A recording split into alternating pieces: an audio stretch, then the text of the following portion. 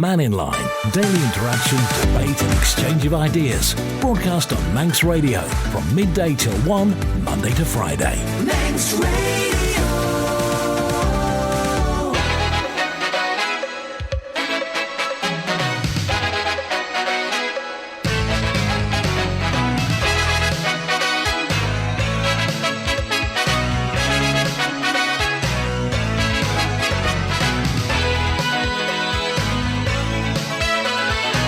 Thanks to Mai. Good afternoon. Welcome to Manx Radio. Today we're talking about the Climate Change Board. Daphne Caine MHK has been in charge for a while, but earlier on this year, 2 specialist independent advisors were appointed by the Climate Change Transformation Board, and they're here today. Clive Callister is here and Dave Sowden. So we'll be hearing from Clive and Dave and Daphne Caine about where we are, where we need to get to, how we'll know we are when we get there, how much it's going to cost, and what's it going to mean to you and me. All before 1 o'clock today, text, email, call and WhatsApp. And Daphne Caine, I think, was it last year, September you were last in, wasn't it? So back then, I remember you saying that we're on the road. So where do we get with the £400,000? Was that spent or not spent? What was the £400,000? The money that was supposedly in for... Did the Climate Change Transformation Board have a budget back then? There's £25 million climate fund that was put into the board to look at how we best invest that to make the changes we need to adapt to climate change. Right. And much of that is committed but not spent, right. So that's been rolled forward again this year. There was £42 million was the headline figure. That's a little bit more than 400,000, but okay. that involves a lot of the flood mitigation work, the flood works that's been carried out by DOI, I think. And in our little fund, that what we're working on allocating and researching is the £25 million. But 80% of that is actually committed to putting money investment in improving people's homes in the Green Living Grant Scheme and also the Energy Efficiency Scheme. Can you tell us where the Climate Change Transformation Board sits in government? Is it responsible to? Does it go across departments? Where does it sit? Who does it answer to, first of all? We're a political board made up of myself as chair and Paul Crane, MLC, as vice chair, and 2 ministers, Environment Minister Claire Barber and Chris Thomas, as Infrastructure Minister, also sit on the board. And we make the political decisions in terms of the research that we commission in all aspects of our climate journey. So initially we had the energy efficiency scenarios that Arup did back a couple of years ago now, and then that's thrown up a few other areas that we needed more research in. So we've recently commissioned a biomass, biofuel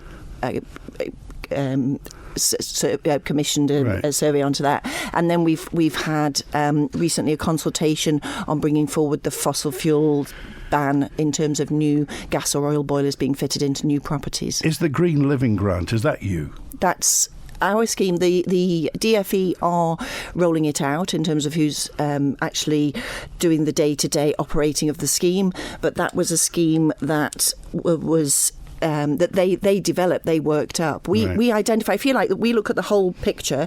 We set through the Climate Change Act, we have certain statutory requirements that we are obliged to make these changes. The recent 5-year action plan that Tynwald supported, also they adopted the various interim targets. So we need to make really significant changes to bring down our carbon emissions and to bring everybody on the journey with us so that we have climate justice, so nobody gets left behind. And that we have to put in the nudges, the levers, the incentives to try to get people to make that culture shift. OK, the Climate Change Annual Progress Report, the Chief Minister going to be presenting to Tynwald, was that all yours? Did you do all that? That's the team. We have a team of people, thankfully being built back up now. I think we're just up to 8 officers under with the head of climate who are coordinating that work. But we're also appointing officers specifically into other departments to help deliver their climate commitments. So every government department, every local authority has the public body duty to take this action for climate, and we are giving them the tools to help them achieve that.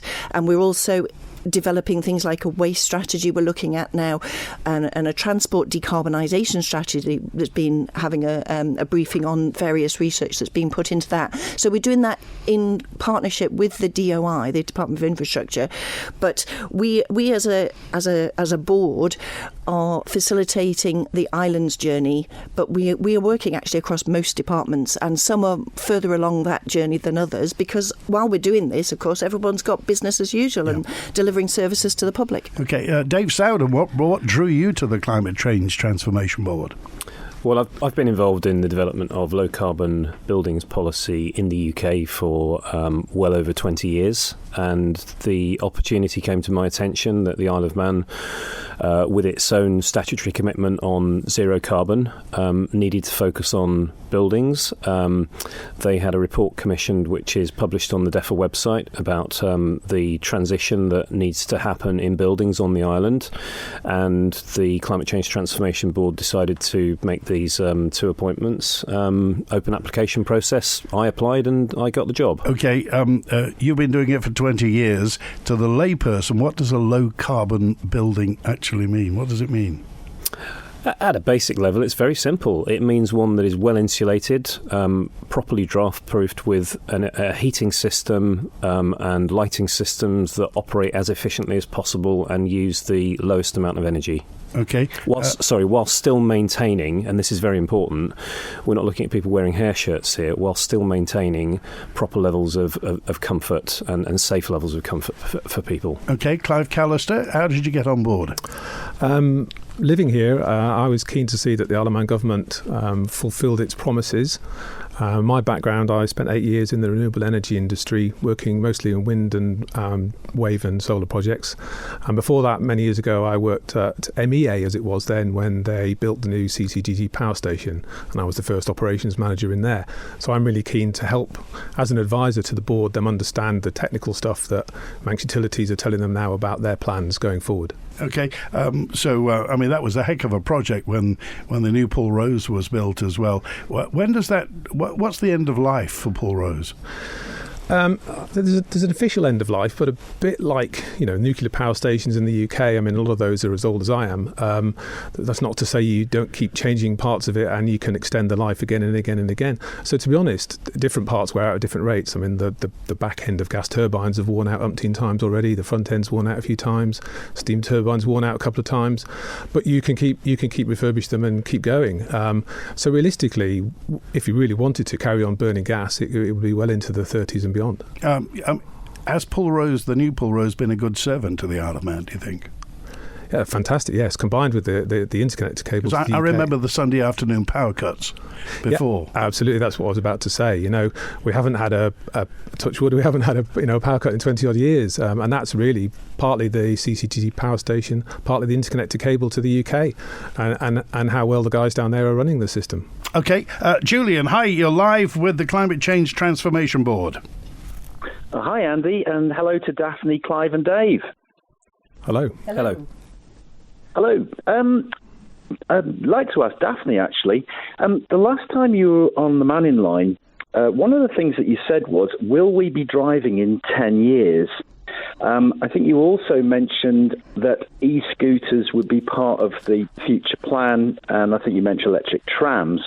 And the other day, when I spoke to Claire Barber, she mentioned rationing. What I'd like to ask you is, what's your vision for the future, not only from 2030 but over to 2050, in terms of how our lives will look like? What's your kind of vision on that? Just for clarification, what Claire Barber mentioned, I think, was the 4 pillars of sustainability of food on the Isle of Man, and as part of a mitigation strategy, rationing was mentioned, Daphne Caine.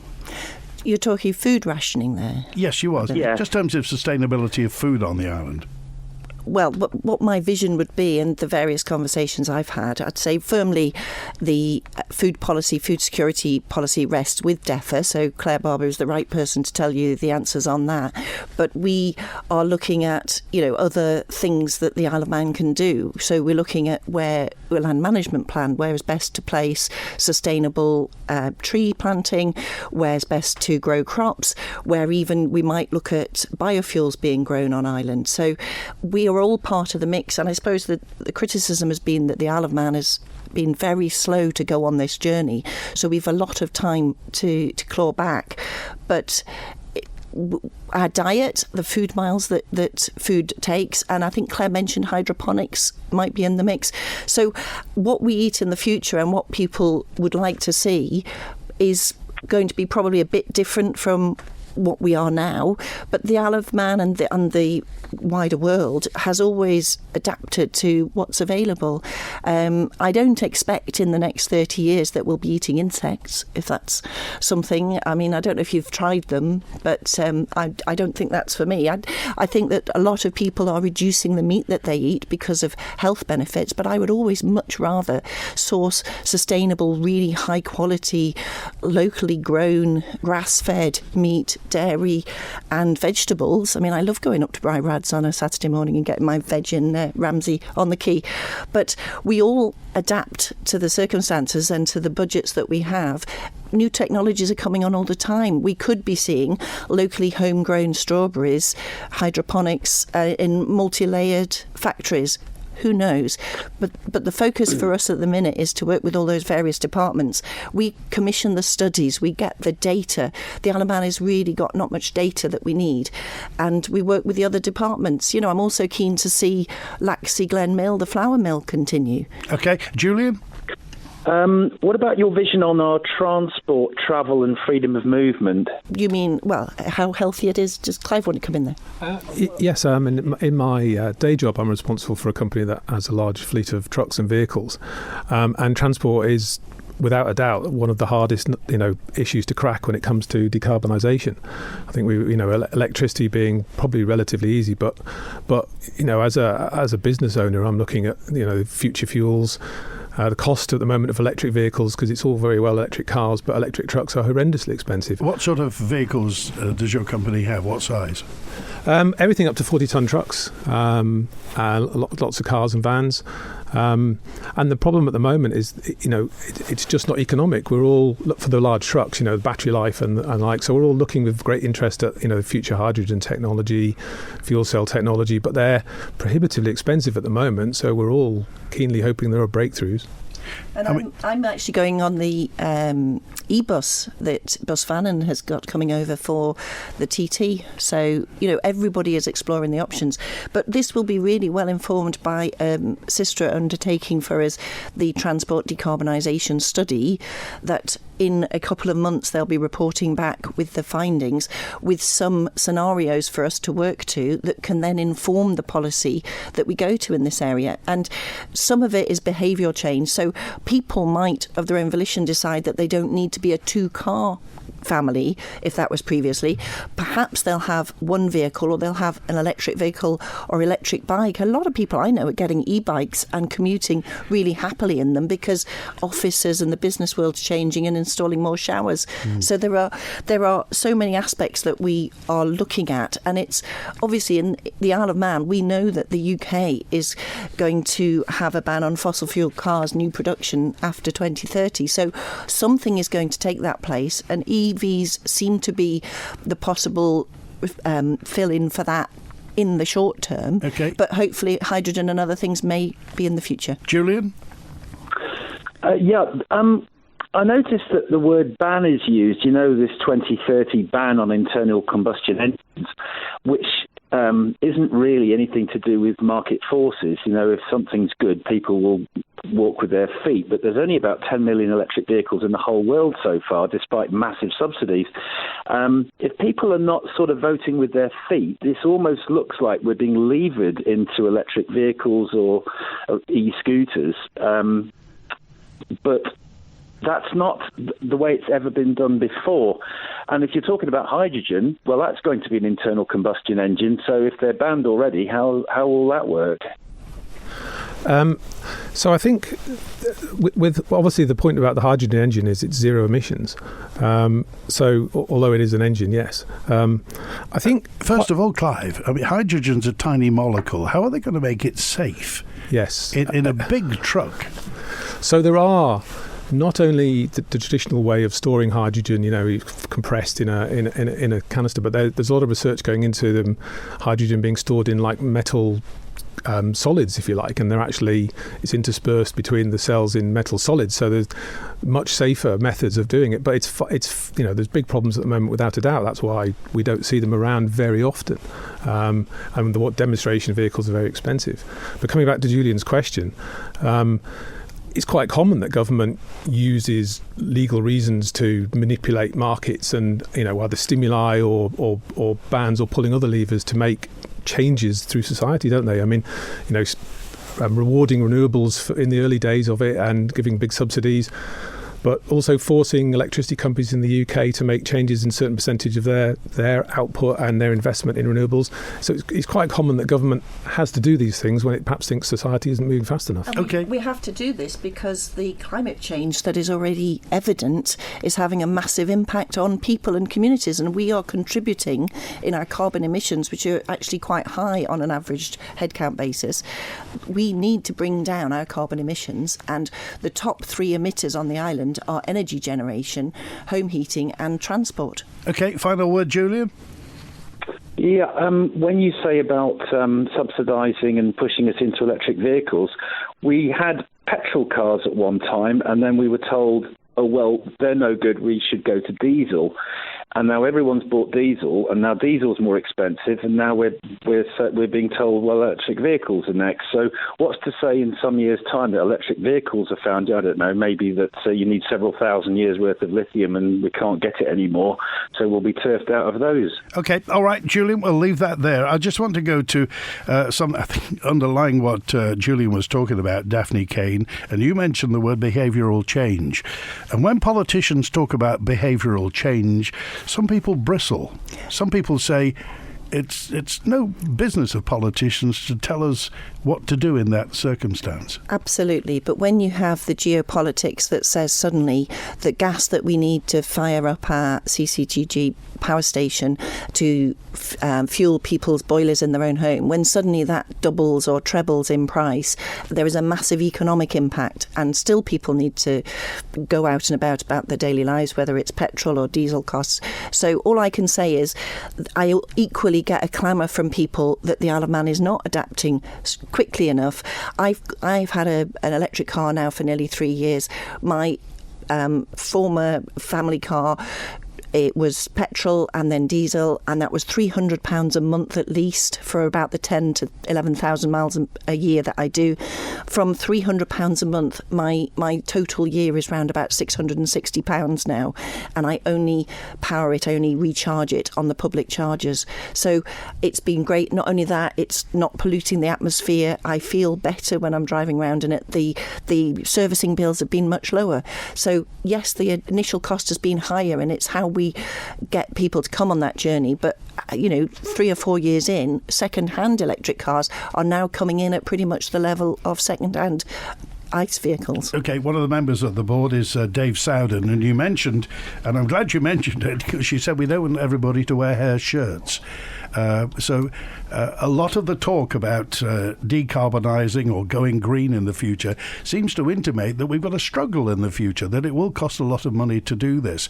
So will a green future, will a lower carbon future, will it be pleasant? Will it be affluent? Absolutely. The research evidence now from where we're seeing transition to low carbon heating elsewhere in the world, and indeed there's work that's been done specifically for the Isle of Man, suggests that by moving to lower carbon heating systems in particular, if we consider not just the upfront cost, where today's technology does tend to be more expensive, so a heat pump costs more than a boiler, that's recognised.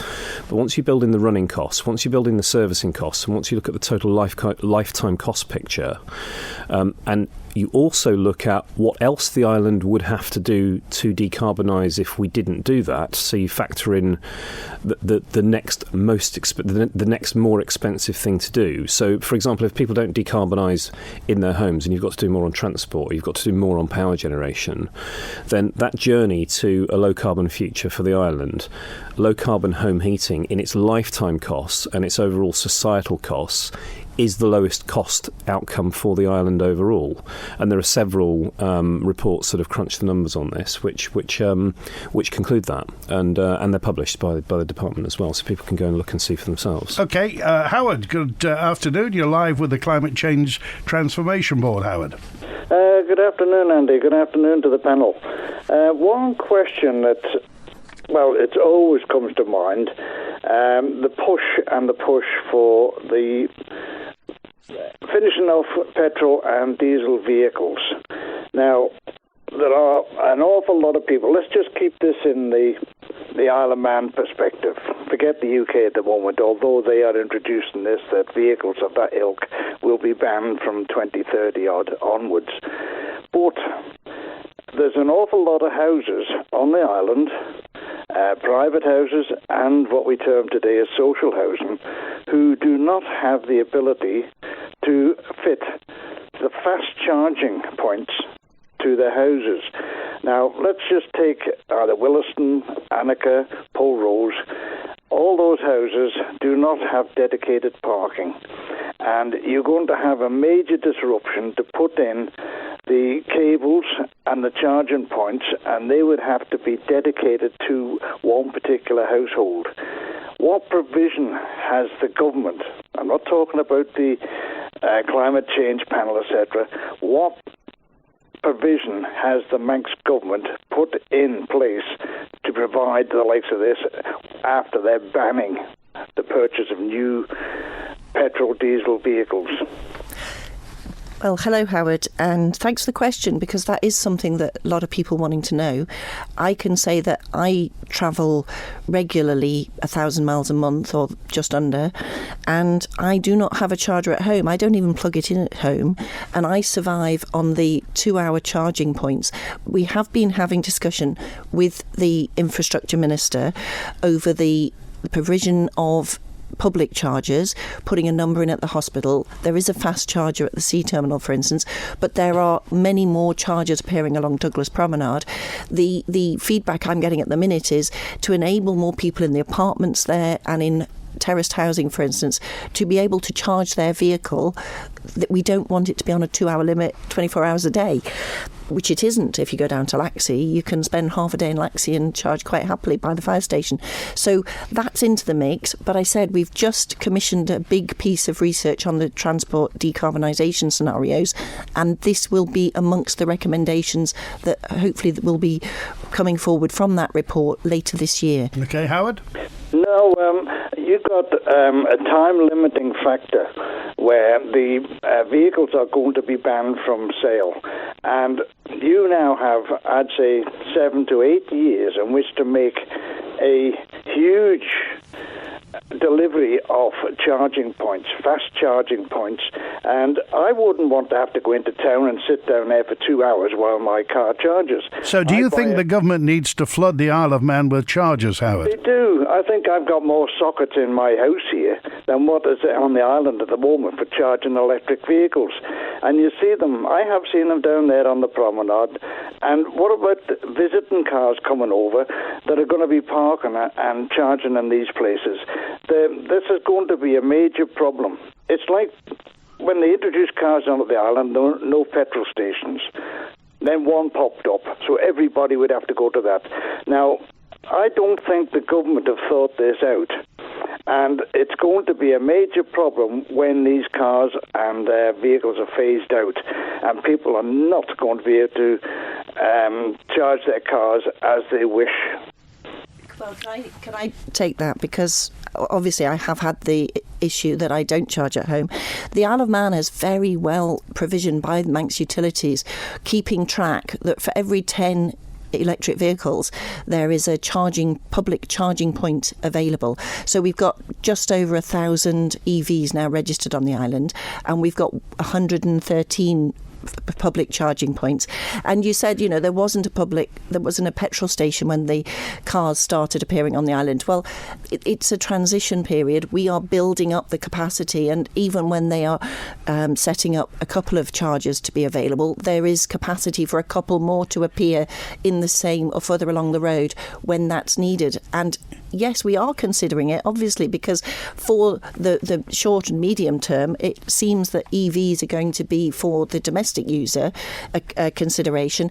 And you don't need to sit for 2 hours in the car. In fact, you'd bring your car in and you'd put it on the charge for 2 hours while you went shopping, and then your car would be charged to get you home. The Isle of Man, because of its size, is actually really suited for small, low mileage journeys. Are you considering getting an electric vehicle, Howard? I wouldn't dream of it. I'm quite happy with the car I've got. But Toyota, if you read the papers and read the news, etc., they are coming out of the EV market and progressing rather rapidly in hydrogen. Has the government on the island here had any thoughts of hydrogen for refillable? Yes, absolutely. As I said before, they're looking at all technologies. Talking to my colleagues in Manx Utilities, and the Department of Infrastructure, every option is still on the table. And I think it's the classic situation in the Isle of Man is we often follow a little bit behind the UK and other places, and take the learning from those places, and realistically, it's the same with future technologies for vehicles. I mean, I think we'll take whatever's best. There's also the possibility in the future of having a smart grid. So you'll have your vehicle at home, and when you don't need it, the power can be taken from that to fed through on the national grid, and then it can be charging overnight when there isn't such a high demand for electricity. Okay, all right. Thanks, Howard. Okay, thanks. All right, good to hear from you. We're with the Climate Change Transformation Board today. Clive Callister is here, Dave Sowden and Daphne Caine MHK. And if you want to get in touch, text, email. I've got lots of text to get to. Text, email, call and WhatsApp through till 1. At ShopRite, a big slice of our range is continually priced to match or better other supermarkets. We call it Price Match Plus, the plus being what others simply don't match. Like ShopRite Savers, low prices, choice and value you won't get elsewhere, with brands like Sainsbury's and no need to travel miles. Plus, the difference being locally owned makes. We're loyal supporters of local food producers and businesses and benefit the Manx economy directly. ShopRite, proudly locally owned. Give your home a facelift with Manx Glass and Glazing. Whether choosing aluminium or UPVC in traditional or contemporary styles, you can be sure of excellent workmanship and guarantees. Members of Construction Isle of Man and family run for over 30 years, Manx Glass and Glazing are committed to the local community, and they invest in future generations through their apprenticeship scheme. Visit the impressive showroom on Snogborough Trading Estate. Trust Manx Glass and Glazing. Quality and style since 1986. Got a nice motor to sell? Come and see us. We are number one. We are family run. Mike's Motors. Mike's Motors. At Mike's Motors, we don't just sell nice motors, we buy them too. So if you have a nice camper van, motorhome, car, van or commercial vehicle, we'd love to take a look at it. And if we like it, we'll make you a nice offer. Get in touch, visit mikesmotors.im or call 823 200. Mike's Motors. That's 823 200. Ellen Vannin Fuels promotes road safety and would like to thank their customers for their understanding about restricted access and deliveries on and around the TT course during this year's festival. Safety first with Ellen Vannin Fuels. Who's the king? Work it out and you could win an amazing prize from the King Spa in Onken. From Monday to Friday, we're celebrating the King Spa's 5th birthday in style, with some great prizes to be won. Check out the image on manxradio.com and fill in the competition entry form to get into the draw. Then be listening at 5 p.m. on Friday to see if you're a weekly winner. Don't miss your chance to be treated like royalty. Who's the King? Every weekday with the King Spa Onken and your nation station, Manx Radio. This is the Isle of Man talking, the Mannin Line. Well, we're talking to the Climate Change Transformation Board today, and their annual progress report will be presented to Tynwald next month. It's a chunky 35 pages looking at electricity, buildings, transport, agriculture, land and sea, business and wastes, adaptation and resilience, fair change, leading by example, investing in our future, and engagement awareness. And we're with 3 members of that panel today: Daphne Caine MHK, Clive Callister and Dave Sowden. And next, Bonzo, you're live with the Climate Change Transformation people. Yeah, hello, Andy, and hello, Daphne, and others of the Climate Change Transformation Board. Faster Bonzo. Faster indeed. Yes, we hear often that people talk about our legislation on climate action and how we're a small place and why are we doing it and we can't have any influence. But of course, the thing is that the Isle of Man has a global influence because it not only is a global financial centre, but of course has a global shipping and aircraft registry. Now, I was hearing Tim Johnson in the Keys yesterday talking about, I think answering a question from David Ashford, I think was it, about reduction in the number of aircraft in the aircraft registry particularly. And one of the things that he mentioned on that was that politically the problem of business jets has become a big issue, and companies are trimming them back because it's become socially and politically unacceptable almost. Indeed, the big global business jet show that they have in Geneva every year this week, I think they've had protesters there chaining themselves to business jets and generally stating the fact that business jets, although they are, I think, 4% of all of all commercial aviation, they produce 20% of all emissions.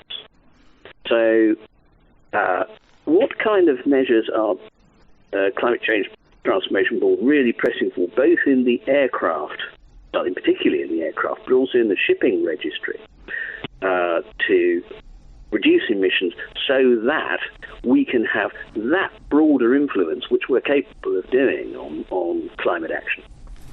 Thank you, Bonzo. Well, as you heard, I think Mr. Johnston also made reference to the fact that on the shipping register they have a special green tariff for particularly low carbon emitting ships that are registered. So there is a climate advantage, I suppose, business advantage for demonstrating climate credentials. The Isle of Man won't do that in isolation. I've been reading lots of exciting research, in fact, that says the future aviation fuel, there's been a lot of research replacing it. Obviously, airline companies particularly invested in that, and that the short haul journeys could benefit from this sooner than the long haul because of the ability for shorter journeys to be made in such fuel. But I'd say we're also fortunate that we've got the big new ferry Manxman coming, and they've made certain arrangements that can be replaced with I don't know if it's synthetic fuel or modern fuels, lower emission fuels in the future. So the Isle of Man is always, and I think every single business is making its own, under the ESG commitments, their own decisions in terms of how they travel, how often they travel, and in fact virtual meetings, people meeting wherever they happen to live rather than always travelling to meetings. Okay, all right. Bonzo, just one quick word for you. And as is often mentioned, that the Isle of Man, we're a blip in terms of emissions to the world. So just why do you think we have to state our case and present our credentials in this manner? Well, because of our aircraft and shipbuilding registries, our shipping registries, we're not a blip. we're a damn sight more than a blip. And yes, there are sort of green incentives for our shipping registry, but not, it seems, from what I can understand anyway, for the aviation registry. And so I think this is very much a selling point for our aviation registry, if it could be very quickly implemented, that we are a green aviation registry. Okay, all right. We provide incentives for the global business jet or indeed commercial jet market to adopt All right, appreciate your call. Thanks, Bonzo. Good to hear from you. Okay. All right, I want to go back to Dave Sowden, a member of the Climate Change Transformation Board. You've been involved in, I'm trying to think, it's the Sustainable Energy Association, is that right? Well, I founded it. It's run by a different CEO now, but yeah. Okay, we've been talking a lot about low carbon buildings and what have you, and at the end of this nexus is the builder, the person who's building this. Have you met with Manx builders?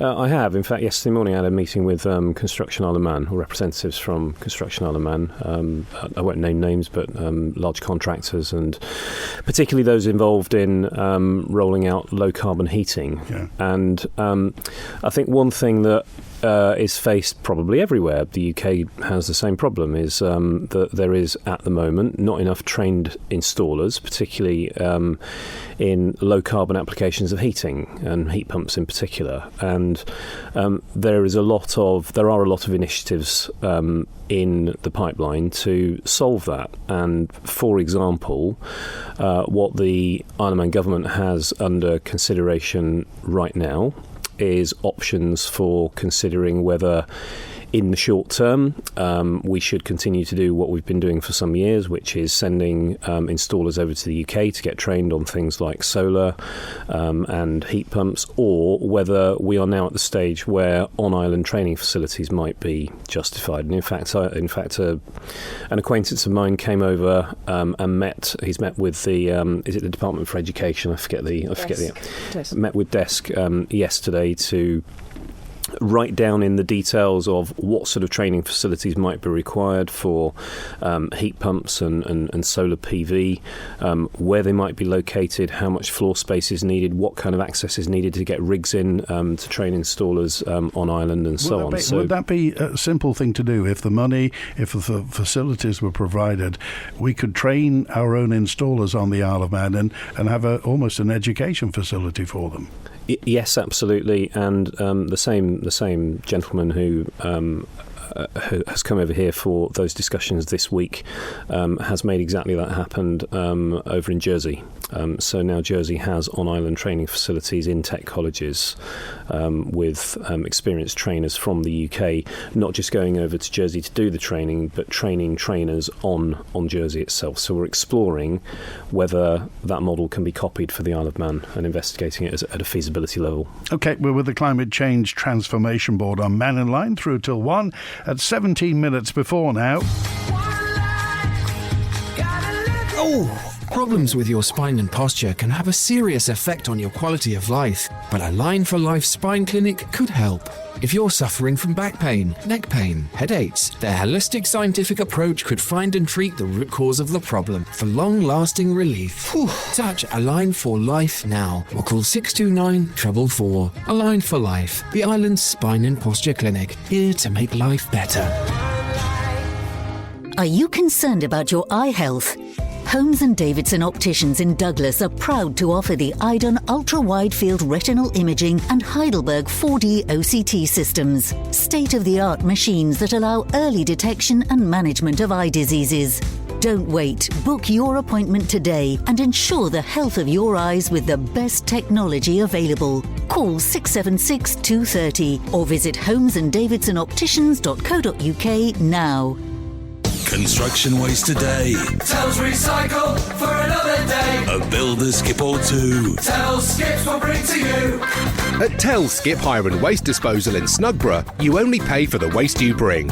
For waste disposal and skips, give us a call on 677 137. That's 677 137. Visit Tells today or find Tells Limited on Facebook. Call Tells Skips today. 677 137. At Paradise & Gell, you'll always find a stylish selection of furniture for every room. And with exciting new arrivals, now's the perfect time to freshen up your home. And you can have it right now. We've doubled our warehouse space, so even more of our stunning furniture and beds are available for free and immediate delivery than ever before. From living room, dining room and bedroom to home office and more. Come and see for yourself. Paradise & Gell.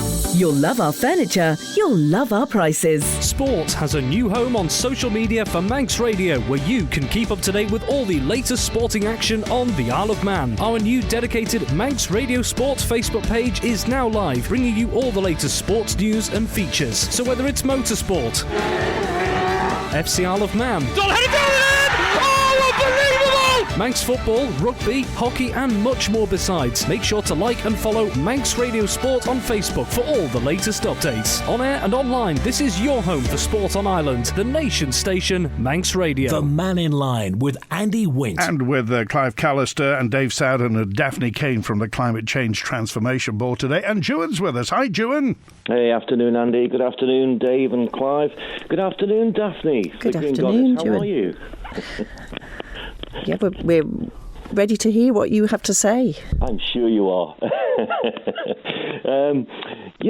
Just listening. I've jotting a few points down there, more than what we're going to get into this little short period. But you mentioned they're slow to go on the journey. And I don't think that's a bad thing, because you should be able to pick up on the mistakes that's being made everywhere else. And hopefully that the board and the government will make the right moves. I was listening to Dave and Clive, your background there. Thank you for giving us that. It was something I was going to ask. I'm interested on your renewables, Clive, and what you had to say there. I think the common sense stuff that you're talking about insulating houses and all that kind of stuff is great. That's common sense. That's a way forward. Where you start losing people is the bigger picture of the wind turbines and all the other stuff, 59 wind turbines, which we've seen that the pictures of are supposed to be going down through the middle of the island. And the stuff which... It contras everything that you're saying now, the culling of the birds with the wildlife, the aesthetics of it, the ecology for the seabed, the tons of concrete that's going to be poured into the land and the seabeds. And that's beside the main point, which is the surge loads and the base loads to cope with this. Now, going by what Howard said before about the amount of charging points, I mean, obviously, the more cars that you have that switch over to EVs is the more charging points you're going to have. And I can't see that this is working out at the moment. With the base loads that you're going to have from this stuff. So surely you've got to have the likes of the Kroger being looked at for the transition of the gas transition fuel, and also the geothermal, which doesn't seem to be getting any headway. But I would hope that the government would look at these things to go forward with. Okay, let's take one at a time. Clive Callister on the base load. Okay, yes, thank you. So Manx Utilities, with some very clever consultants, have been doing studies looking at the island's load today, future predictions of the load, and looking at the different technologies and where we should go. Wind turbines are obviously one of the lowest cost forms of low carbon electricity, and yes, they are intermittent, and you do need some other form of base load for the occasions when the wind doesn't blow or the sun doesn't shine. But what we, the well-known technologies, and what we're very good at doing is modelling what the combination of those things need to be, and that's what the Isle of Man has been doing, and that's why the government has now committed to at least 20 megawatts of onshore wind in the near future. That will not be 59 turbines down the middle of the island, no chance. What it will be is some turbines in the right place, following all the right assessments, and every project like that has to go through a full set of environmental impact assessments, which looks at everything from the impact on birds and bats and the environment and landscape and visual impact as well, because let's be honest, people will see these wind turbines and there is an impact associated with that. But on the other side of that, there's an urgent national need and a worldwide need to decarbonise. I'm just going to ask you that. But when you talk about planning, we're talking about planning process on the Isle of Man. Yes. That can take decades. So I believe one of the things the government has also got on its agenda is a national policy directive to steer the planning officers when they consider planning applications for wind. And I believe government has committed that the 20 megawatts will be probably on its own land in its own estate. And we all know pretty much where that is. So, that's a fact. If I can just quickly pick up on the geothermal before we move on. Yes, we all know what geothermal is, and in some parts of the world, we see in Iceland and places like this that it's cheap and it's free, almost free, and it's very common, but it's not a well-established technology in the UK. There are some big research projects going on at the moment, such as the one down in Cornwall, the United Downs Deep Geothermal Power Project. That's been going for 10-15 years, and it still hasn't it's drilled the wells, but it still hasn't put the power station on. That's supposed to be happening this year. Again, I think the Isle of Man's best position is really to watch what happens there, and if the technology proves to be commercial, then... You don't think that it would be worth throwing, I don't know how much it would cost, whether it would cost six figures, £100,000 to put an experimental geothermal in there. I mean, the public would say, look, we've spent nearly £5 million on getting rid of a medical director recently. We're £40 million over budget with the sea terminal in Liverpool. Surely throwing six figures at finding whether geothermal may be a better bet. We should be doing at some point a feasibility study. The drilling wells down 5 kilometres is, at least times 2, is not six figures. It's a lot more than that. Right. And you need to understand the geology and all the other things first, whether that's suitable for what we've got here on the island, and that is let's wait and see what happens in other places, and work out whether it's the right thing for us to do. Okay, Ewan? Yeah, I agree with some of your points there. One point that you did bring up there was the geothermal is very, very cheap and free. That might be a consideration of where it works. It's cheap and free. Well, that might be a consideration of why it's not getting explored. And now I could go on with quite a lot of lists there of different stuff. I noticed as well, France this morning has just banned short-haul domestic flights, and there's a lot of stuff I could sword fence with you guys with and Daphne. And I asked this question. I mean, we're talking now of massive changes here. This here, a great reset, which has been born out of COVID, basically, or reborn. And we're going to change our lives. And interesting that Claire and Chris is on your same committee, who also have big agendas in this with their own departments for changing our lives and the way that we're going to live. Would it be possible then, or an open invitation to you guys to sit down in an open forum with people on another table, with the Manx public, so they can air their views and actually see where this is going and make their expressions of interest and points? Because you're talking about all of us here, every man, woman and child, making massive changes in their lives for this supposed climate emergency, but yet we've still got people who are spending multi-millions of pounds on properties and stuff on supposed areas that's going to be flooded in so many years' time. But Ewan, I mean, a couple of years ago when the general election was happening, I sat with every candidate in all constituencies, and the first thing that every candidate mentioned was green issues. I think the only person who didn't put green issues at the top was Stu Peters. Out of all the candidates, they were like Robin Hood's men. They were covered in green. Yes, and the voters knew that. And a little bit like, let's say, what we could say like the COVID, people change their mind on what they originally thought because new information comes about. Okay. All right, Joan, I've got to dash on because we've got some more people just lining up, if that's okay. That's fine, but I open invitation there to the guys to have an open forum somewhere so the people can discuss it with them. Okay, thanks for that today. Good to hear from you. David, you're live with the Climate Change Transformation Board. Hi, Andy. You corrected yourself anyway about the 42 million. I hope the report comes out before Tim has the breakdown, how much we've spent already, and I presume the panel will confirm that. That's a yes. It's the amount spent on both of those, the Energy Efficiency Scheme and the Green Living Grant Scheme. You can find the latest amounts on the website, but there's much more allocated than spent. So we are having discussions about what the future support schemes might look like now. Okay, it'd be interesting to find out what you've allocated to, which we don't know, unless you would tell us, but maybe not today. It is public. The most interesting bit from your panel is the guy that was on a little bit earlier and said about training. That's an absolute plus. if we haven't got the skills for the people that are on the island, where the education minister was sending guys off to do gas courses and oil courses to get accreditation to be complying with the law.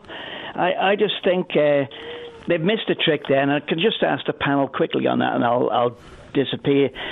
One of the biggest landlords on the island is the Isle of Man government, whether that's with local housing and then big corporate buildings, the number of schools on the island, which are shut all the time over the summer. Why aren't we looking to put some sort of energy-efficient PV panels on that, solar there to pick up the water side of it, and when they're not getting used, they're thrown onto the grid? Okay, all right. So why isn't the government walking the walk instead of just talking the talk? Well, I think in many areas it is. I mean, I met Douglas City Council yesterday to talk about some housing projects that they've got in train. They're refurbishing a substantial social housing estate with Williston. They're doing a refurbishment project at Williston, where they're taking some quite old housing and they're doing a major, quite deep energy efficiency refurbishment of that to improve the future fuel bills of their social landlords. I mean, I have seen business cases put forward for solar panels being put on schools. I think in some instances we have to look at those projects in the context of what is needed overall and where it's needed, which is Clive's area of expertise on what should be injected into the electricity grid and where. But we are engaging with industry on all of this. We're engaging with the public sector on all of this, and we're certainly engaging with Manx Utilities in investigating the art of the possible. Both of us are. Okay, thanks for being with us today. And I didn't get to one of the most important questions today, which was to Clive Callister, who was involved in getting ocean wave technology involved in Western Australia. I wanted to talk to him, but we didn't have time. So hopefully back between now and Christmas for the Climate Change Transformation Board. You've been listening to Clive Callister, Dave Sowden and Daphne Caine. And back tomorrow with an open line. Don't forget, next Tuesday, Gary Cobb from the airport and Chris Thomas. WINT